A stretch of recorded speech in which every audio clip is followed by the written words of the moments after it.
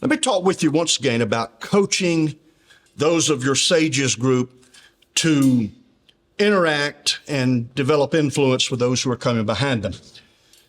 As this material was being developed, I have to confess that I didn't expect this portion to take this many videos. I thought it would probably take a couple. Okay, I've used the word, and others have used the word osmosis. Simply put, osmosis results in one thing being affected by something else.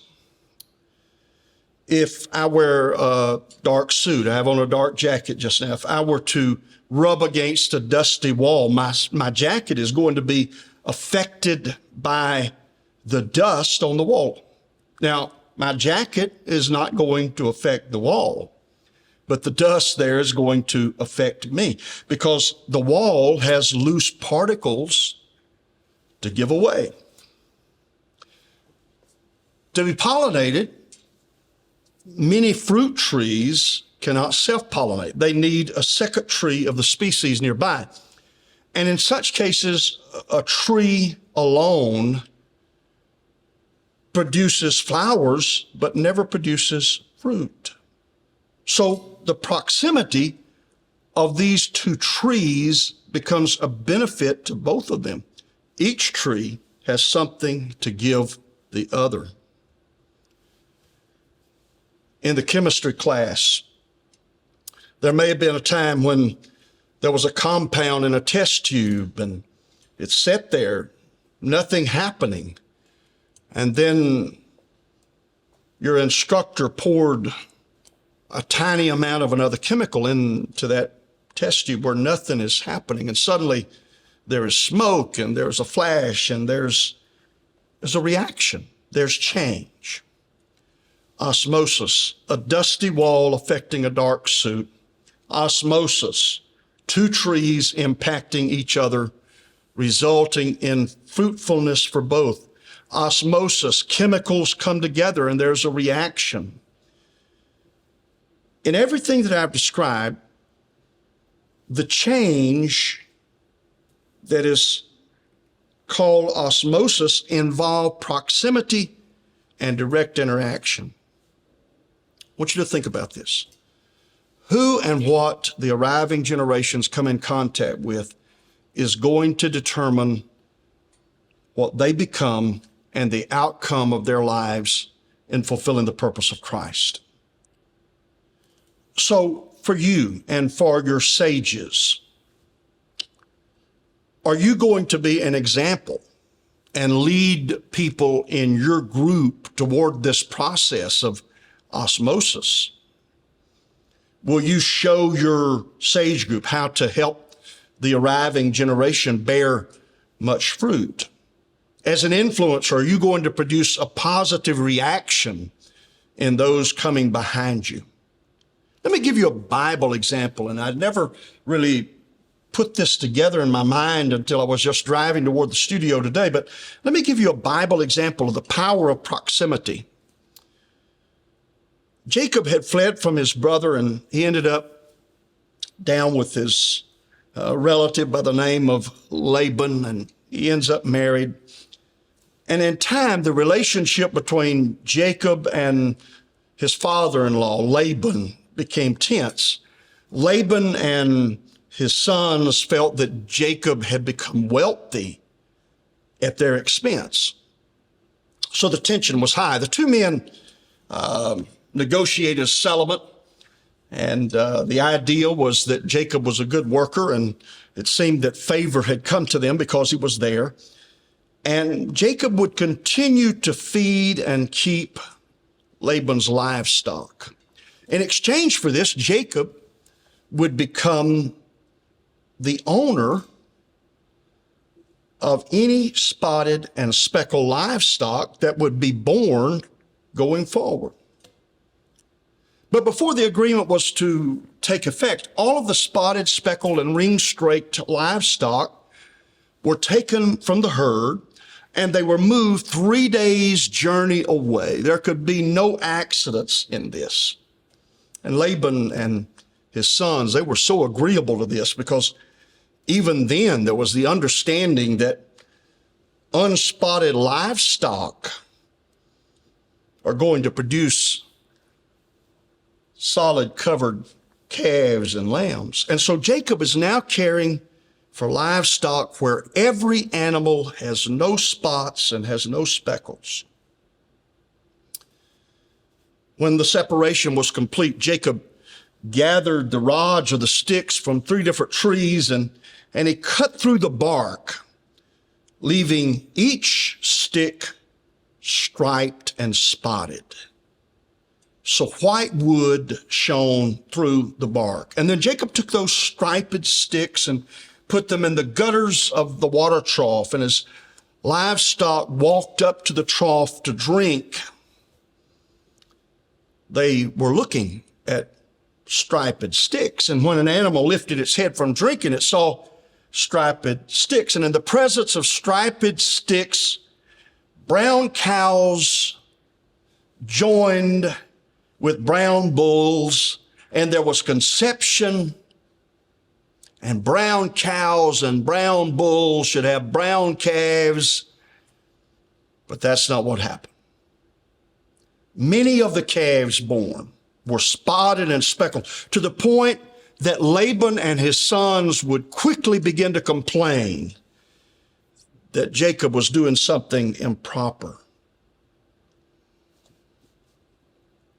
I want you to think about it. What the cattle saw affected what they produced. What they saw affected what they produced. What am I putting in front of our 15-year-olds? What am I putting in front of single adults? What am I putting in front of young married couples? What am I putting in front of men who are going through midlife crisis? To what degree is the productivity of the arriving generations going to be determined by what they see in the sage group that you influenced? The livestock did not view these striped and spotted sticks at a distance, but they were close. The sticks were in the gutters where the water spilled out, and they didn't want it to be lost. This is desert country. And so they were right there, just right in front of them. What they saw affected what they produced. Jacob's strategy eventually included something more. He soon identified the strong and separated them from the weak. And he put striped sticks in front of the watering trough of the strong. And the strong bulls and calves produced striped and spotted calves. What they saw affected what they produced. Those coming behind us will seldom become, and they will seldom do, what they have never seen and observed someone else do.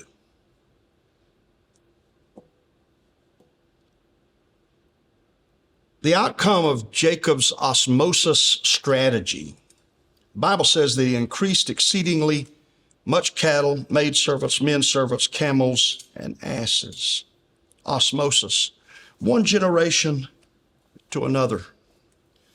Putting something in front of them that talks about revivals of the 1950s and 60s and 70s and 80s and 90s, that talks about God bringing them through deep crisis and struggles and the era of the Vietnam War and racial discrimination and hatred tearing our land apart.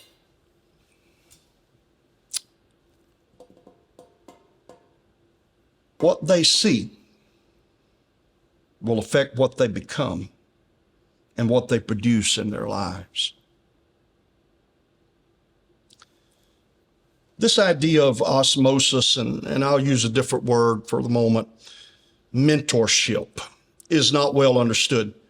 Mentorship is not a structured set of lessons. Instead, it's the protege having their questions answered by their mentor. It's Jesus walking and talking with the disciples. That's osmosis. That's mentorship. It was just being with them.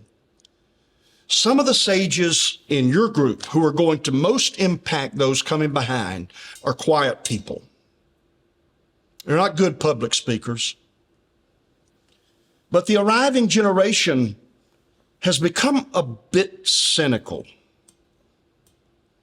about sages who are up on the stage. What they really are looking for, it seems, is they're looking for a guide who will walk along by their side. And the quietest of your people can do that.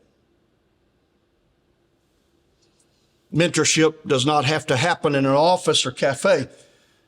As I look back, I most impacted some people while we were sweating, setting up fireworks stands, or running electricity where there would be lights in a baby church. And I think about the man that helped me with that, Robert and I. Neither one were electricians, and later when the wind would blow just right, the lights would flicker on and off because we were not electricians. But those connections were like the two trees I've talked about, where that there is cross-pollination. I benefited, and those I was spending time with benefited as well. Mutual benefit. Not me being the fount of all wisdom, but learning. And that's what I want to do from the arriving generation. I learn from their questions. I learn from their observations. And yes, when I say to Caden or Wyatt, our two grandsons, or even now Elsie, our 7-year-old granddaughter, show me how to do this on my phone. Instead of showing me how, they just do it. And I still don't know how to get it done. But I learn from them, and hopefully I'm putting something into them as well. If we're going to influence them, and listen, I don't know if there's anything, as a matter of fact, I don't think there's anything more important in the vision of sages than what I've spent these 4 sessions talking about. We can't let wisdom continue to die without transference. And you lead a local group, and you can make that happen. Please do so. And when you have ideas that cause it to come to pass them on to me, pass them on to others. Let's do this thing together.